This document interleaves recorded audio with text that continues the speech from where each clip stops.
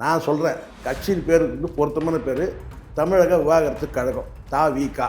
ஓ என்ன பண்ண ஊரில் இருக்கிற விவாகரத்துலாம் இவனால தான் ஆச்சுன்னு சொல்லி ஒரே பிரச்சனையாக இருக்குது. நான் பொறிய பசங்க என்ன நினச்சிருக்கிறானுங்க நம்மள இவனுங்க நடிகனுங்களாம். நான் கேட்குறேன், ஏன்னா ஒரு 10 படம் ஓடிட்டு நீங்கள் பெரிய அப்பாட்டக்கிற இப்போ இன்னொருத்த வருவான் பாரு கிளம்பி யார் சிம்பு வருவான் பாரு அவன் வருவான். அவன் வந்து நான் சேர்ந்து கேட்டான் விஜய் தான் மெயின் காரணம்.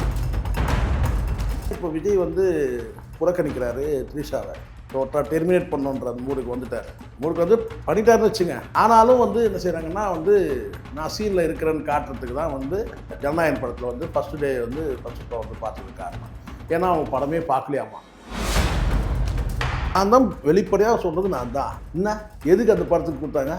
அரசியல் கட்சியில் நீங்கள் வர்றீங்க, பிஜேபி பின்னாடி உங்களை தள்ளுறதுக்காக என்ன செய்கிறாங்கன்னா உங்களை அடையாளப்படுத்துறதுக்காக இந்த எவ்வளோ மார்க்கு மொத்தம் வந்து ஒரு 5-6 மிச்சம் இருக்குங்க. இது எல்லாத்தையும் தனுஷ் கொடுத்துருப்பான்ட்டாங்க. அவ்வளோதான். இப்போ ஜனநாயகன் கொடுங்க.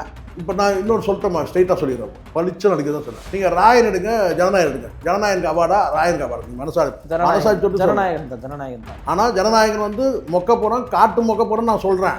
ரெண்டு கம்பேர் பண்ண. நான் கம்பேர் பண்ணிங்க அது குப்பை படம்னு சொல்லுவேன். ராயன் நீங்கள் என்ன என்ன ஒன்றுமே இல்லைம்மா. நான் சொல்லணுமா, தெலுங்கு மொழி பேசுகிறவரு, தெலுங்கு அப்படின்னு இருங்க. தமிழ் கிடையாது, தெலுங்கா? ஆமாம், தெலுங்கு. அப்படிதான் வைக்கணும் எப்பவுமே தலைவர். அப்போ தான் நீங்கள் முதலமைச்சர் ஆக முடியும். விஜயும் அப்படிதான் சொல்லியிருந்தாங்க. விஜய் அப்படி தான். இப்போ விஜய் திடீர் எஸ்சின்னுவாங்க, திடீர்னு மீனவர் கம்யூனிட்டின்னுவாங்க, திடீர்னு மோதியாருன்னுவாங்க, திடீர்னு பிள்ளைமாருவாங்க. இப்படி குழப்பமாக வச்சுக்கணும். அப்போ தான் இப்போ பார்த்தீங்களா, இப்போ தனுஷ் ஒரு கம்யூனிட்டி குழப்பம். அதோட ஒரு படி மேலே பார்த்தீங்கன்னா யார் அப்பா அம்மானதே ஒரு குழப்பம் இருந்துச்சு கொஞ்ச நாள் படி. ஆமாம், ஒருத்தர் தெரியல எனக்கு புள்ளன்னு சொல்லி சொன்னாங்க.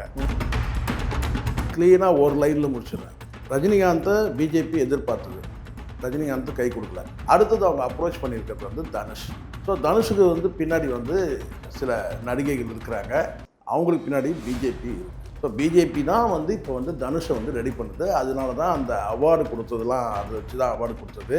பின்னாடி வந்து குஷ்பு இருக்காங்க, குஷ்புக்கு பின்னாடி சில நடிகைகள் இருக்கிறாங்க. அதில் ஒரு நடிகை த்ரிஷாவுக்கும் நயன்தாராவுக்கும் உள்ள ஒரு லடாயி, ரகசியமான லடாய். அதெல்லாம் ரஜினிகாந்தை வச்சு செய்ய முடியாத, சாதிக்க முடியாத தனுஷை வச்சு செய்யலாம்னு நினைக்கிறேன். எப்படி கேட்குறேன், அது காரணம் என்னன்னா வந்து ரஜினிகாந்த் உயிர் எழுதி கொடுத்துருவாரு, ரசிகர்கள்லாம் வந்து நீ எடுத்துக்க பார்த்து சொல்லு வேற என்ன. அப்புறம் ஏழாயிரமா பேசிடுவேன். இவங்க என்ன நம்மளை என்ன நினச்சிட்டு இருக்கிறானுங்கன்னே தெரில. நம்மளெல்லாம் முட்டாள்னு நினச்சிருக்கிறானுங்க. நமக்கு நேரம் சரியில்லை. இன்னும் யார் வந்து என்னென்னா வந்து நம்மளை வந்து கொத்து பரோட்டா போடுவாங்களான்னு தெரில. கட்சியில் இப்போ கொளத்தூரில் வந்து பார்த்தீங்கன்னா ஸ்டாலின் கொத்து பரோட்டா போட்ட மாதிரி தெரில, தமிழ்நாட்டு மக்களுக்கே கொத்து பரோட்டான்னு நான் நினைக்கிறேன் மொத்தமாக. ஏன்னா இன்னும் எத்தனை பேர் கிளம்பி வருவானுங்கன்னு தெரில. வணக்கம். வணக்கம். நடிகர் தனுஷ் தன்னுடைய ரசிகர்களை சந்தித்து இந்த சக்தியை வீணடிக்கக்கூடாது, நம்ம பெருசாக ஆகணும்னு சொல்லிட்டு ஜெய் ஸ்ரீராம் சொல்லிட்டு எல்லாத்தையும் ஆரம்பிச்சிருக்காரு. அவருடைய அரசியல் வருகை ஆரம்பிக்க போதும் புரிஞ்சுக்கலாமா? க்ளீனாக ஒரு லைனில் முடிச்சிடுறேன். ரஜினிகாந்தை பிஜேபி எதிர்பார்த்தது, ரஜினிகாந்த் கை கொடுக்கல, விட்ரா பண்ணிட்டார். வேணாம், நமக்கு இந்த வம்பே வேண்டாம் அப்படின்னு சொல்லிட்டு வெளியேறிட்டார். ஏன்னா அசைன்மெண்ட் வந்துன்னா திராவிடியன் பார்ட்டிஸை காலி பண்ணுன்றது அசைன்மெண்ட்டு. அதுக்கு நான் ஒத்து வர மாட்டேன். நான் ஒரு அரசியல் கட்சி தொடங்குறேன், அது செயல்படுத்தோம், அது ஃப்யூச்சரில் அது கூட்டணிக்கிட்டலாம் ஃப்யூச்சரில் பார்த்துக்கலாம். ஆனால் இன்னொரு கட்சியை அழிக்கிற வேலை எனக்கு வேணாம்னு சொல்லிட்டு திராவிடியன் பார்ட்டிஸை அழிக்கிற ப்ராசஸில் வந்து அவர் விலகிட்டார். அதுக்கு சில காரணங்கள்லாம் சொல்லிவிட்டு அரசியல் வந்து ஒதுங்கிட்டார் ரஜினி. அடுத்தது அவங்க எதிர்பார்த்ததுன்னு கேட்டால் வந்து விஜய்கிட்ட எதிர்பார்த்தாங்க. விஜய் திராவிடியன் பார்ட்டிஸை வந்து அழிக்கிற அந்த வேலையை கிட்டத்தட்ட வந்து ஒரு 50% முடிச்சிட்டாருன்னு வச்சுங்களேன். 50% தான் முடிச்சிருக்கிறார். அது அதிமுகவும் தொங்கிட்டு இருக்குதுன்னா டிஎம்கே ஒரு 50% அப்படி இந்த ஸ்ட்ரகிளில் நிற்கிதுன்னு வச்சுக்கோங்க. 50%ல் ஒரு 70% ஸ்ட்ரகிளில் நிற்கி. இருந்தாலும் வந்து 2 ரூலிங்கை காலி பண்ணிவிட்டு திராவிடியன் பார்ட்டிஸை காலி பண்ணிட்டு ரூலிங் வந்து உட்காந்து. ஆனாலும் பிஜேபிக்கு இதனால் எந்த இதுவும் இல்லை, எந்த லாபமும் இல்லை. ஏன்னா இன்னொரு திராவிடியன் பார்ட்டியாக தான் பார்க்குறாங்க விஜயை. ஏன்னா பேர் தான் மாறி இருக்குது. அப்போது முழுக்க நமக்கு வந்து இங்கே வந்து ஸ்கோப் என்ன, நமக்கு இங்கே வந்து பார்த்தீங்கன்னா எப்படி கால் ஊன்றதுன்ற அந்த அடிப்படையில் அடுத்தது அவங்க அப்ரோச் பண்ணியிருக்கிறது வந்து தனுஷ். ஸோ தனுஷுக்கு வந்து பின்னாடி வந்து சில நடிகைகள் இருக்கிறாங்க, அவங்களுக்கு பின்னாடி பிஜேபி இருக்குது. ஸோ பிஜேபி தான் வந்து இப்போ வந்து தனுஷை வந்து ரெடி பண்ணுது. அதனால தான் அந்த அவார்டு கொடுத்ததுலாம் அதை வச்சு தான் அவார்டு கொடுத்தது.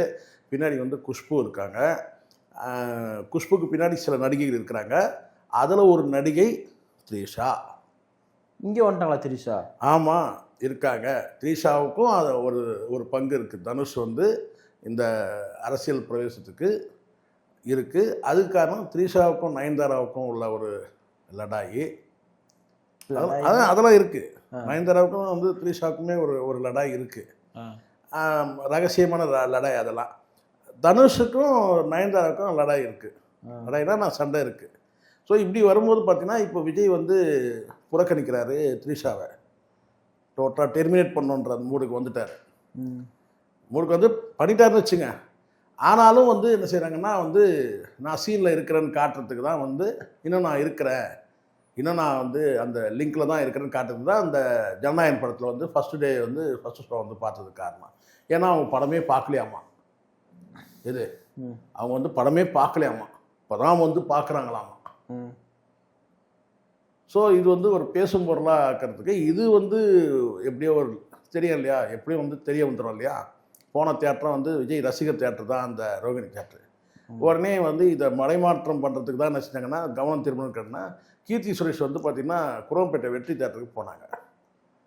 ஸோ எதுக்கு இதை சொல்கிறேன்னா, தனுஷ் வந்து இது வரைக்கும் வந்து விஜயை போய் சந்திக்கவே இல்லை. முதலமைச்சரை வந்து மரியாதை நிமித்தமாக போய் நடிகர்கள் சந்திக்கிறாங்களா, அந்த சந்திப்பு நடக்கலை. ஆனால் விஜய்க்கு வந்து ஒரு இன்விடேஷன் வச்சு வந்து குஷ்புவோட கல்யாணத்துக்கு போகலை. குஷ்புவோட கல்யாணத்துக்கு ஏன் போகிறேன்னா, அங்கே த்ரீஷா வந்திருக்கிறாங்க, அங்கே போனால் 2 பேரும் போன மாதிரி ஆயிரும், அது பேசும் பொருளாகுன்னு சொல்லிட்டு அவாய்ட் பண்ணுறாரு. அப்போ இதெல்லாம் வந்து பார்த்தீங்கன்னா உள்ளுக்குள்ளே ஒரு கோபம் இருக்குது. அப்போ என்ன செய்கிறாங்கன்னா வந்து உங்களுக்கு என்ன பல இந்த கப்புள்ஸ் இருக்கிறாங்களே, இந்த விவாகரத்து கப்புள்ஸு அல்லது காதலில் வந்து பார்த்தீங்கன்னா முட்டல் மோதல் உள்ள கப்புள்ஸ்லாம் இருக்காங்க பார்த்தீங்களா. அவங்களாம் யார் மீடியேட்டர் பண்ணுறதுன்னா வந்து குஷ்பு தான் வந்து மீடியேட்டர் பண்ணுறாங்க பஞ்சாயத்து. இப்போ இன்னொரு இவங்கன்னு வச்சுங்களேன், இப்போ நம்ம சொல்லுறதெல்லாம் உண்மையில லட்சுமி ராமகிருஷ்ணன், அந்த மாதிரி சினிமாவில் வந்து ஒரு லட்சுமி ராமகிருஷ்ணன் தான் வந்து குஷ்பு. இப்போ என்ன செய்கிறாங்கன்னா, தனுஷோட அரசியல் பிரவேசத்துக்கு பின்னாடி இருந்து செயல்படக்கூடிய பிஜேபிக்கு ஒரு பக்கபலமாக இருக்கக்கூடியவங்க இந்த குஷ்பு, த்ரீஷாவும் இருக்கிறாங்க. தனுஷோட அரசியல் பிரவேசத்தில் வந்து பார்த்திங்கன்னா வந்து த்ரீஷாவும் இருக்கிறாங்க. த்ரீஷாக்கு என்னென்னா திடீர்னு நம்ம சடனாக வந்து கட் பண்ணிட்டாங்களே அப்படின்ற ஒரு வருத்தம் இருக்குது. விஜயோட சைட்லேருந்து என்ன கேட்டிங்கன்னா, விஜயோட கெரியர் வந்து அடுத்த டெவலப் ஆகிட்டு வந்து பிரைம் மினிஸ்டர் அந்த காம்படிஷனுக்கு போயிட்டுருக்கு. அப்படி இருக்கும்போது ரெண்டாவது வந்து இங்கே நிர்வாக அரசியல்னு ஒன்று இருக்குது, வெகுஜன மக்கள் அரசியல்னு ஒன்று இருக்குது. ஸோ இதில் வந்து தேவையில்லாமல் இன்னொருத்தெல்லாம் வந்து தலையிடுற மாதிரி ஆகிடும் காலப்போக்கில். இப்போ வந்து ஜெயலலிதா இருந்தபோது சசிகலாவோட தலையீடு நிர்வாக அரசியலில் எவ்வளோ தலையீடு இருந்துச்சு. ஆமாம், கட்சி அரசியல் வேறு, வெகுஜன மக்கள் அரசியல் வேறு தான். ஆனாலும் நிர்வாக அரசியலில் வந்து உள்ளே நுழைஞ்சி தேவையில்லாமல் வந்து சில பிரச்சனைலாம் வரும். அது வந்து எதிர்கட்சிகள் பேசும்படியாக ஆகிடும். கண்ட கழுதிகளும் கண்ட மாதிரி பேசுதுங்க. அதில் கொடுமையான விஷயம் கேட்டினா வந்து எம்ஜிஆர் காலத்தில் வந்து எம்ஜிஆர் ஜெயலலிதாவுக்குள்ள அந்த ரிலேஷன்ஷிப் இருக்குல்ல, அதெல்லாம் பார்த்த அந்த அதிமுகவில் இருக்கிற முன்னாள் அமைச்சர்கள்லாம் வந்து விஜய் வந்து கேலி கிண்டல் பண்ணுற மாதிரி சூழ்நிலை இருக்குது. ஸோ அதனால் என்ன செய்கிறாங்கன்னா வந்து இதை டோட்டலாக இந்த உறவே டெர்மினேட் பண்ணணும்னு அவர் டெர்மினேட் பண்ணிட்டார். இப்போ கட்சி தொடங்குறாரா தனுஷ்? கண்டிப்பாக தொடங்குறாரு. அதில் என்ன சந்தேகம், கிட்டத்தட்ட தொடங்கியாச்சு. அது தொடங்கியாச்சு. அது வந்து கூடிய சீக்கிரம் தெரிய வரும். அந்த கட்சி எப்படி திராவிட கட்சி, பிஜேபி கட்சி? அது இனிமேல் தான் சொல்லணும். இவங்க திராவிடம் கிடையாது. இது என்ன சித்தாந்த கொள்கை இருக்குது. ஜெய் ஸ்ரீராம் சொல்கிறாரு. ஜெய் ஸ்ரீராம்னா அப்போ நீங்கள் புரிஞ்சிக்க வேண்டியது தான். பிஜேபி கலந்து வருது இல்லை.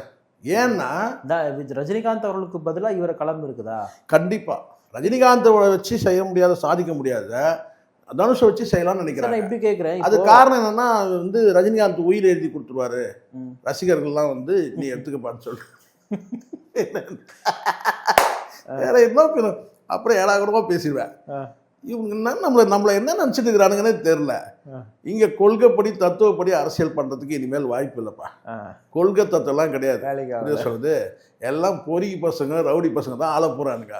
ஓப்பனாக சொல்கிறேன் பாரு. இது பள்ளிக்கூடம் பக்கம் மழை கூட ஒதுங்காதுங்க வந்து பார்த்தீங்கன்னா வந்து அரியஸ் வச்சு வந்து முக்கிங்க இருக்கிறவனுங்க. இது ஸ்கூல் பக்கம் போகாமல் காலேஜ் பக்கம் போக கட்டை சுற்றினுங்க. இவனுக்கு தான் நாட்டை ஆள போகிறானுங்க. நீங்கள் வேணால் பாருங்கள். எவ்வளோ வந்து பெரிய இல்லை இப்போ விஜய் அவர்கள் அரசியலுக்கு வந்து அவர் ஜெயிச்சு சிஎம் ஆயிட்டாரு. அதை பார்த்து நம்மளும் சிஎம் ஆயிடுவோம். இந்த அப்படிதான் நான் புலியை பார்த்து பூனை சூடு இதேதான் நான் சொல்றேன் இல்லப்பா. இதுவே இப்போ நமக்கு புலியா பூனையானே ஒரு டவுட்லேயே தானே இருக்குது. காட்டு பூனையா இல்லை இது வந்து புலியா, அதுவே இன்னும் டவுட்ல தானே இருக்குது. இருக்கிறத ஒத்துக்கணும்ல. ஏன்னா ஃபுல் மெஜாரிட்டியில் வந்துருந்தா புலி 150 சீட்டை அடிச்சு நொறுக்கி இருந்தா பரவாயில்ல.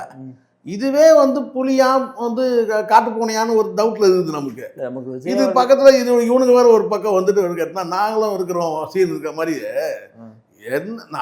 நீங்களே நேற்று பார்த்தீங்க, இவனுக்கெல்லாம் தகுதி இருந்தா இவனெல்லாம் ஒரு தனி மனித ஒழுக்கத்துக்கு என்ன சொன்னா இவன் என்ன பேர் வைப்பான்? தமிழக வந்து அதே டிவிக்கேன்னு பேர் வைப்பான். என்ன தமிழக விவாகரத்து கழகம். பின்ன என்ன பண்ண ஊர்ல இருக்கிற விவாகரத்துலாம் இவனால தான் ஆச்சுன்னு சொல்லி ஒரே பிரச்சனையா இருக்கு. தைரியமா போடுப்பா, அதெல்லாம் ஒன்றா பார்த்துக்கலாம். பொறிய பசங்க தான் நினச்சிருக்கிறானுங்க நம்மள இவனுங்க நடிகனுங்களாம். நான் கேட்குறேன், நான் சொல்கிறேன், கட்சியின் பேருக்கு வந்து பொருத்தமான பேர் தமிழக விவாகரத்து கழகம் தாவிகா. ஓ ஏன்னா ஒரு ஒரு 10 படம் ஓடிட்டு நீங்கள் பெரிய அப்பாட்டக்கிற. இப்போ இன்னொருத்த வருவான் பாரு கிளம்பி, யார் சிம்பு வருவான் பாரு. இவன் வந்துட்டான்ல, அடுத்து அவன் வருவான். இது அவன் வருவான். அவன் வந்து என்ன செய்யணும் கேட்டான் இது நானும் சீனில் இருக்கிறேன். அவனுக்கு ஒரு கூட்டம் இருக்குதுல்ல, சிவகார்த்திகேயன் வருவான். இப்படி ஆளாளுக்கு எல்லாம் வந்து இப்படி புரியுதுங்களா? எல்லாருக்கும் என்ன ஆச்சுன்னா அந்த விஜய் தான் மெயின் காரணம். நீ ஜெயிச்சு காமிச்ச உடனே இவங்கெல்லாம் பயத்தில் இருந்தானுங்க. பாக்கியராஜ், டி ராஜேந்தர், சரத்குமார், கமலஹாசன், சிவாஜி இவங்களெல்லாம் பார்த்து ஒரு பயத்தில் இருந்தானுங்க. இது ஐயோ அரசியலா, நான் வேணாம், நான் வரல அப்படின்னு இருந்தானுங்க.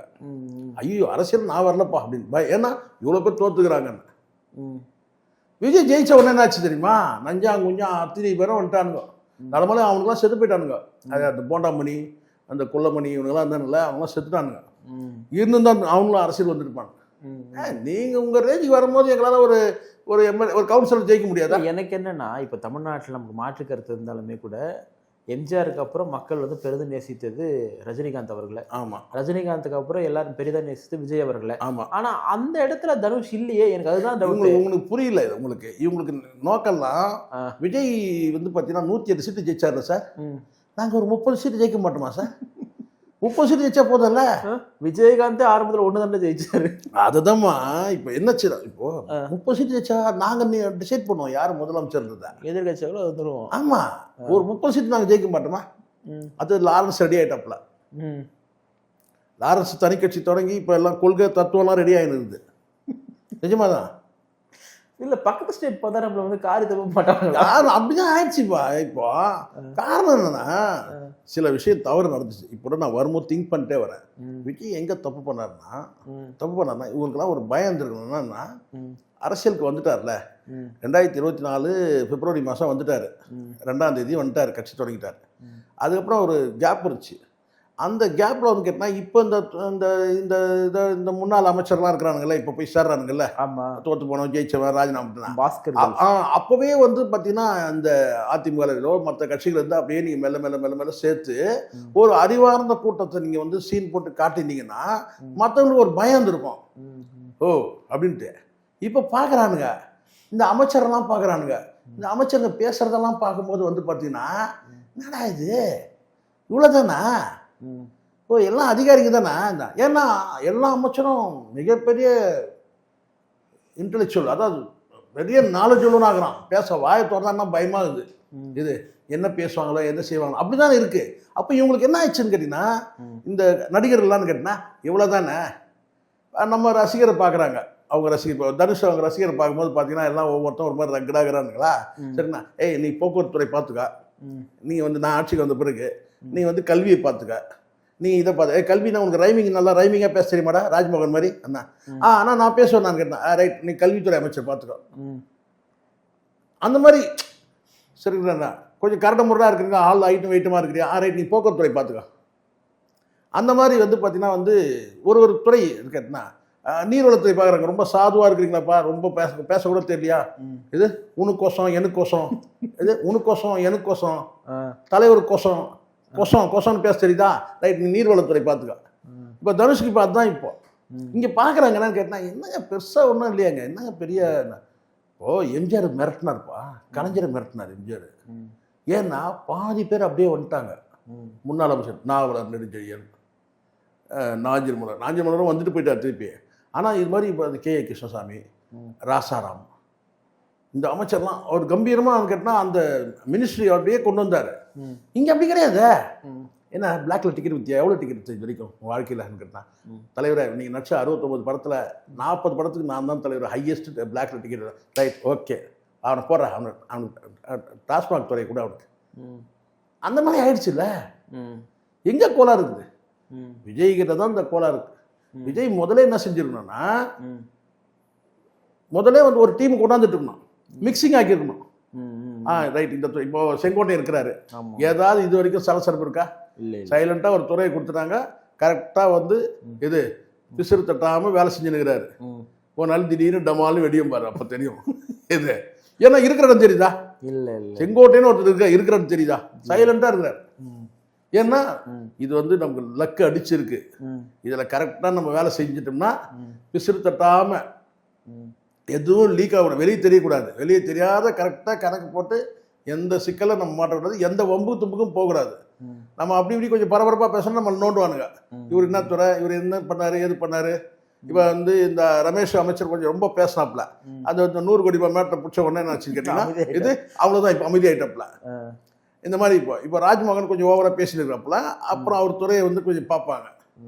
அப்போ செங்கோட்டை நினைக்கிறேன்னா, யாரும் நம்மளுக்கு டச் பண்ணாமல் இருக்குன்னா நம்ம யாரையும் டச் பண்ணக்கூடாது. சைலண்டாக நமக்கு ஒரு துறை கொடுத்தாச்சு, அதை மட்டும் நம்ம பார்த்துப்போம். முதல்ல நிதியமைச்சர் கொடுத்தாங்க, எங்களுக்கு அதெல்லாம் வேணாங்க, நீங்கள் வேறு ஏதாவது துறை கொடுத்தீங்கன்னா நான் சைலண்டாக அப்படி பார்த்துட்டு போயிடுவேங்க. அப்போ வேறு துறை மாதிரி தான் இப்போ நடக்குது. இப்போ இவங்களுக்குலாம் வந்து சீப்பாயிடுச்சு. இவங்களுக்குலாம் இந்த நடிகர்கள்லாம் என்ன பெரிய மினிஸ்ட்ரி, எல்லா ஐஏஎஸ் பார்த்துக்க போகிறாங்க.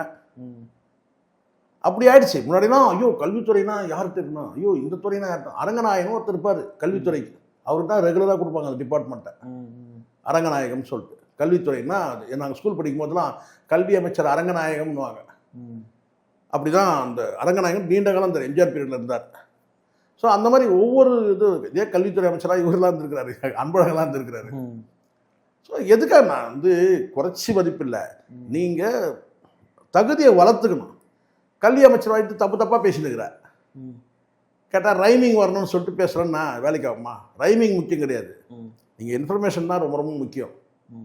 அந்த மாதிரி இப்போ இவங்கெல்லாம் இப்போ தனுஷுக்கெல்லாம் என்னன்னு கேட்டிங்கன்னா வந்து இப்போ பாருங்களேன், இப்போ நமக்கு முதல்ல இதுவே கொஞ்சம் கஷ்டமாக இருந்துச்சு. என்னன்னு கேட்டால் மாண்புமிகு முதலமைச்சர் செல்வி ஜெயலலிதா அப்படின்னும் போது ஒரு மாதிரியாக இருந்துச்சு நமக்கு. இது எம்ஜி ராமச்சந்திரன் கேள்விப்பட்டோம், கலைஞர்னு கேள்விப்பட்டோம், காமராஜர் கேள்விப்பட்டோம், செல்வி ஜெயலலிதான்றாங்க. அப்புறம் அது காலப்போக்கில் அப்படியே வந்து மாண்புமிகு முதல்வர் அம்மா அப்படி ஆயிடுச்சு. இப்போ என்னன்னு கேட்டால் மாண்புமிகு முதலமைச்சர் விஜய் அவர்கள். இப்போ அடுத்து நம்ம என்ன சொன்னோம், மாண்புமிகு முதலமைச்சர் தனுஷ் அவர்கள், அடுத்து மாண்புமிகு முதலமைச்சர் விக்கி அவர்கள். இது அப்படிதான் அமைச்சருக்கு பேர்லாம் இனிமேல் அப்படி தான் வரும். இப்போ தனுஷ் வந்துச்சு வச்சுங்களேன், அடுத்தது விக்கி, ஜிக்கி, தினேஷ், இப்படி மாடர்ன் மினிஸ்ட்ரி ஆகிடும். எனக்கு என்னன்னா தனுஷ் என்ன நம்பிக்கை கட்சி ஆரம்பிக்கிறதுக்கு ஒன்றுமே இல்லைம்மா. நான் சொல்லணுமா, 2 அவங்ககிட்ட ஒரு பலம் இருக்குது. ஒன்று தெலுங்கு மொழி பேசுகிறவரு, தெலுங்கு அப்படின்னு இருங்க, தமிழ் கிடையாது, தெலுங்கா? ஆமாம், தெலுங்கு.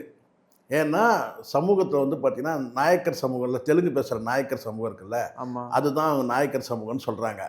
அதில் நாயக்கர்களை பெரும்பாலும் சில இடங்கள்ல நாயுடுன்னு சொல்லிப்பாங்க, நாயக்கர்னு சொல்லாமல் நாயுடுன்னு சொல்லிப்பாங்க. சரிங்களா? அது கவர நாயுடுன்னு இது சொல்கிறாங்கல்ல, அது சொல்கிறாங்க. இன்னொரு வந்து பார்த்தீங்கன்னா இன்னொரு இடத்துல வந்து ஷெட்யூல் கம்யூனிட்டின்னு சொல்கிறாங்க. ஒரே அதுவே கன்ஃபியூஷன் தான். அப்படிதான் வைக்கணும் எப்பவுமே தலைவர், அப்பதான் நீங்க முதலமைச்சர் ஆக முடியும். விஜய் அப்படிதான் சொல்லியிருந்தாங்க. விஜய் அப்படிதான். இப்போ விஜய் திடீர்னு எஸ்சின்னுவாங்க, திடீர்னு மீனவர் கம்யூனிட்டின்னுவாங்க, திடீர்னு மோலியாருன்னுவாங்க, திடீர்னு பிள்ளைமாருவாங்க, இப்படி குழப்பமா வச்சுக்கணும்.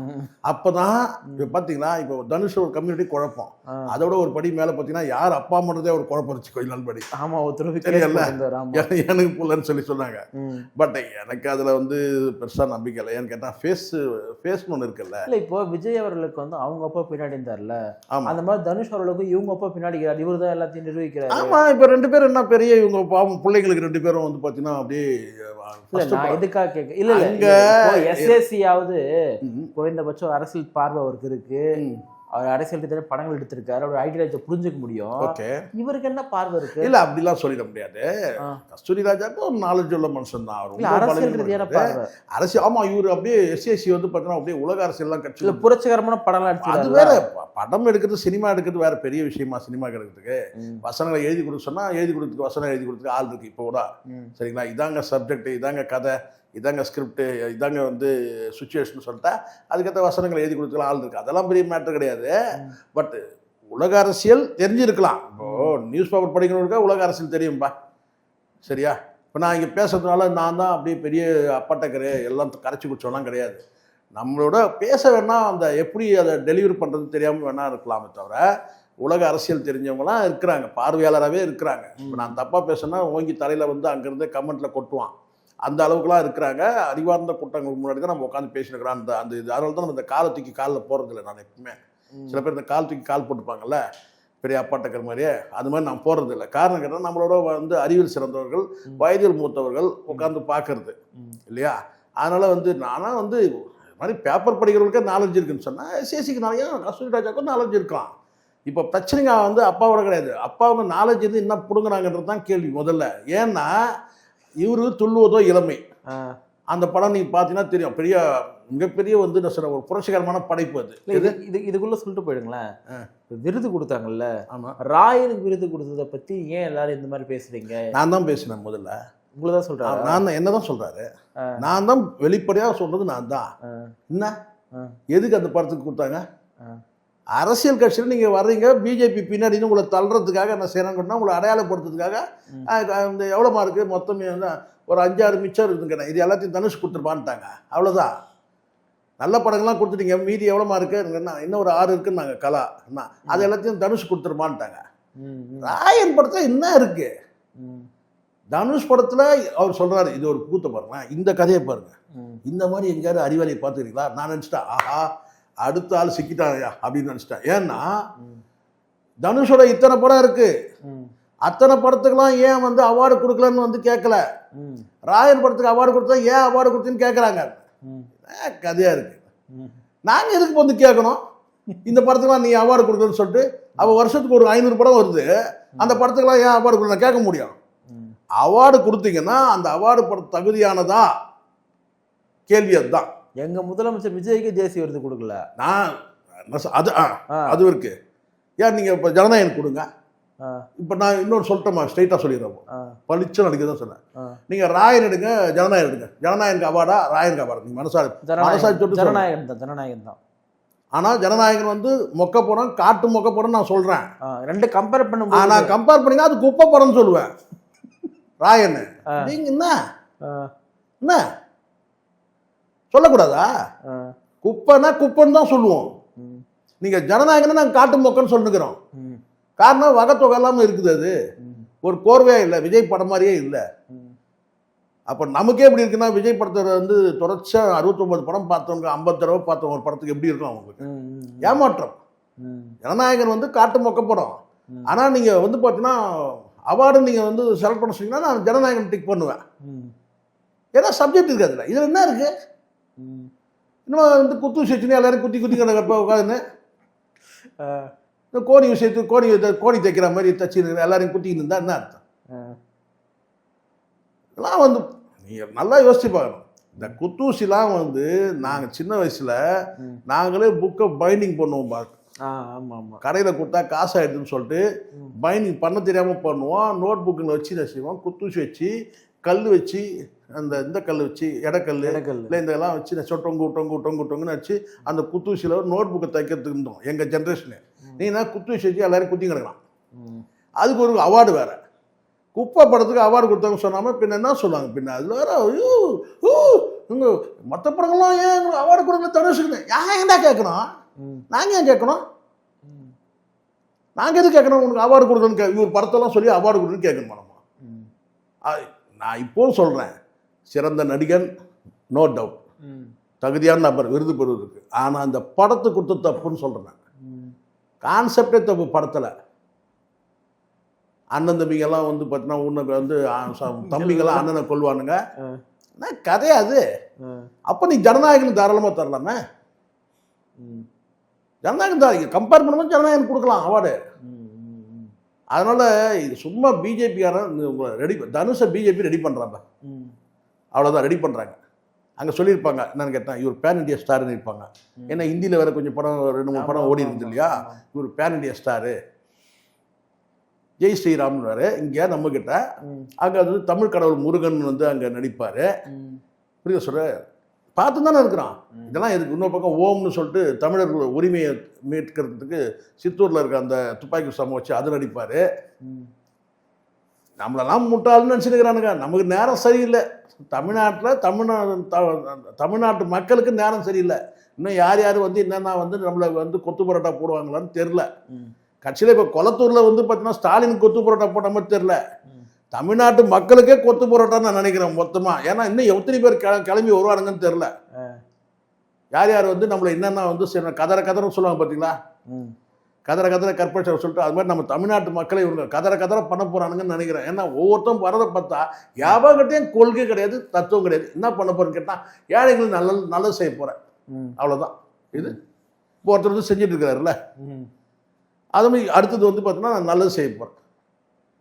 இது எங்கே போய் முடியும் என்ன ஆகுன்னு தெரியல.